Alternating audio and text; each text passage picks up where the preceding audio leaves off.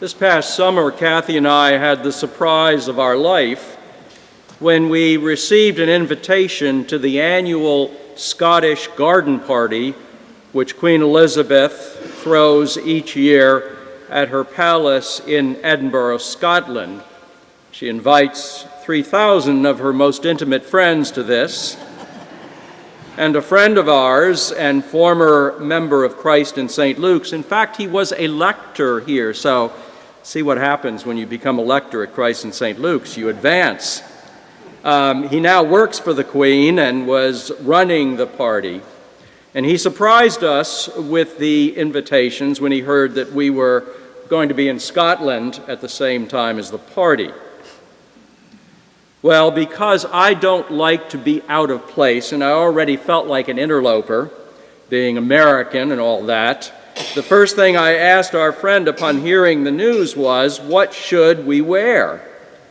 He told me that I was to wear my clerical collar and a dark suit, and Kathy would need to have a hat. Other than that, come and have fun.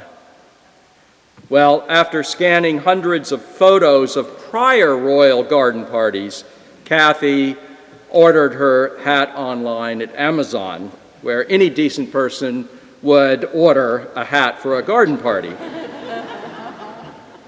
The day of the party was July 4th, and it dawned gray and dreary and chilly, but our moods were anything but that.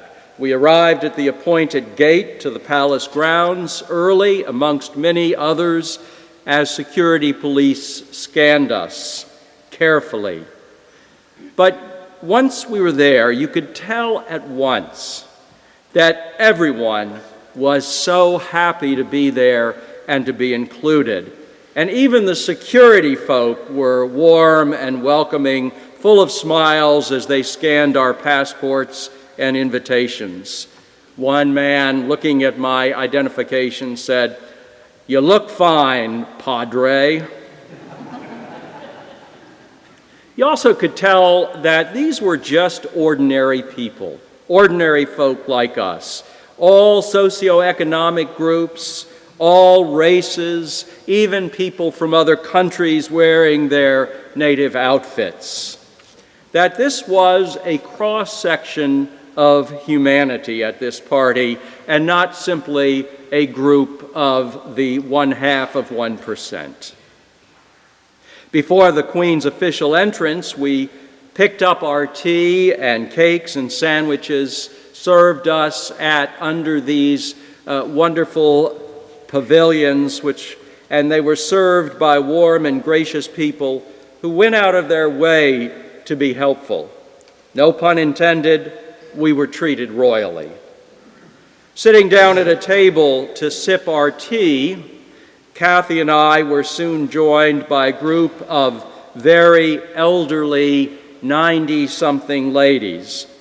And the woman who escorted them told us excitedly that these were the women of Bletchley Park who worked with Alan Turing to break the Nazi code in World War II, and were those who shortened the war and literally saved millions of lives.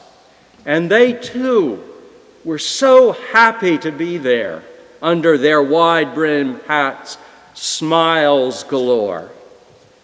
Well, promptly at 4, the Queen, escorted by Prince Philip and their entourage, emerged from the palace and paused briefly on the landing as the band played God Save the Queen. And they walked down the line a few feet from us, and suddenly she smiled broadly and graciously, and her smile really does light up the place. But what stood out for us was the happiness, was the joy, was the graciousness, was the kindness. Everyone was so happy to be there. People we had never met treated us like old friends, like the young couple who were both firefighters, or the old man from the Isle of Harris who talked our ears off while his nephew, who brought him, stood by in utter resignation. You knew this old man had never met a stranger, and indeed, there were no strangers there. Afterwards, Kathy and I went out for a pizza, what you do after a royal party. A woman sitting in the next booth said, "You were at the garden party too." We invited her to join us, and once again, we were like old friends, fellow partygoers carrying with us the joy and delight of that shared party experience. Reflecting on that day, I realize in retrospect that what we experienced was actually what we experience here at Christ in St. Luke's every Sunday. This is a royal party, a royal banquet. We come from many separate paths and experiences. We are fairly diverse. We are all ages and all socioeconomic groups, all races. But everyone is so happy to be here. And we're here not because we have to be here. Those days of church are gone, of guilt when I don't attend church on Sunday morning. At least I hope they're gone for you. But we're here because we want to be here, because we want to be together, because we want to partake of the music and the community and the bread and the wine, and because we want to be with each other. And here in this place, strangers become friends, because all of us belong here. And every week a banquet of joy is thrown for us, and we live the rest of the week in the afterglow of the party. Well, Jesus' parable of the royal wedding banquet would have brought forth the same imagery in the minds of the hearers. A royal party was the ultimate. It was, for them at that time, the World Series and the Super Bowl and the most incredible rock concert all thrown into one. People would have given their eye teeth for an invitation. And the wonderful thing about such parties is they didn't have to worry about what they were to wear, because when the invitation was delivered, the party clothes were delivered as well. Clothing was very expensive and hard to come by in those days. And so if you were invited to a royal party, they didn't want your money or lack thereof to prevent you from going. And so you were supplied free of charge with the very best party clothes.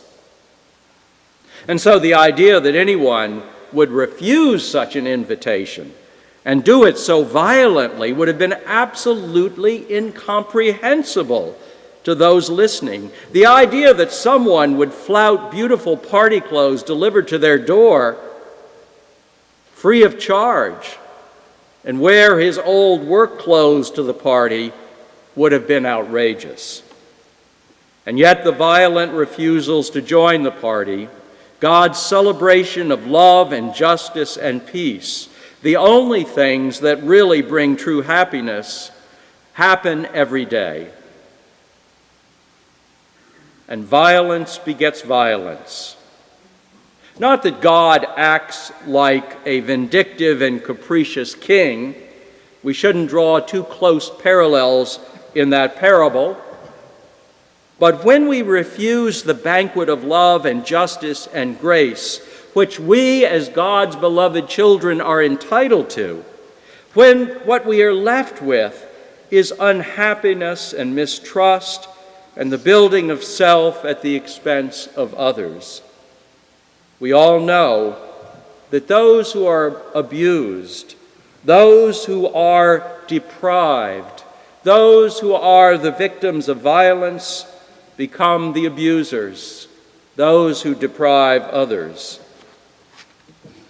Those who attended the Queen's garden party seemed so relieved to be in a place of celebration and hospitality following the terrible terrorist attacks which they had gone through recently in London and Manchester. They lived as we live, with that constant darkness and anxiety. But here in that moment, they could be together in a community in which all had a place. And I think we need a weekly banquet so we can step out of the outer darkness that seems to surround us at times. We need to be in touch with this banquet of love to keep that vision alive in the world around us and to carry what really matters and what really makes life worth living out into that world. But what about the man who refused the wedding garment and got thrown out of the party into the darkness where there was weeping and gnashing of teeth? What about him? I lost sleep over that part of the passage. But here's where I came.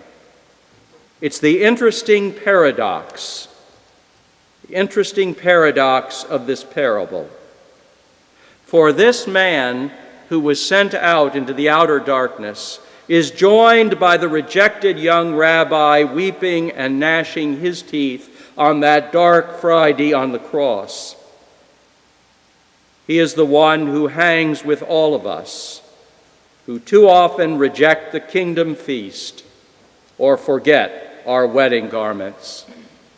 He's the one who is with us all in the darkness.